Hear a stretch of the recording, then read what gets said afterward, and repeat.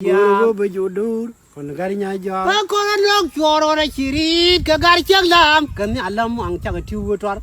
An la go be jur ma garinya ja. La guru be jure, ma garinya Go ja. de jurol ma garinya Ya ja. you always dur nyu ko dul dur nya you mai lang ke nya tin chin ja. Ka ga la be ba lang wi gar ko. Men la guru be juro, ma garinya ja. Go de jurol ma garinya ja. Guru be judur, ma garinya Gom ja. ko te ne gur.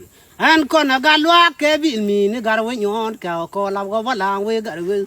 An la go de jur ma garinya ja. Go de judol ma garinya ja. Di de wi dam ne nan ba nge. Si dam ne nan ba nge, chi tiang charup chi lil ba charup. Wara ba dong mun galan ngundang. Te yuru pin tar bi ko ya ku da la chalar. Ya ku ngwan ton ne lar. Che wi bi ye jang. Bi ye jang dol bi go we kunung. Chung ma chi ru dun to dol.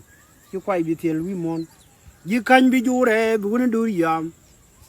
Bi jure bu ne dur yam kan ko yen ya pu ku ya wi yang.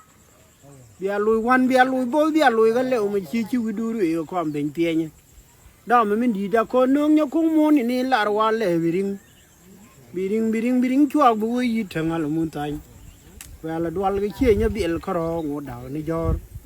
Gua ga ni jo che gua chia tor gua long thema ba ne ku kap chung ani cha gua kia gua ma tot chia nyu ba la won ne kon ya ku kap chung ani cha gua chol wor nyu yen do mai ma cha shukran chan go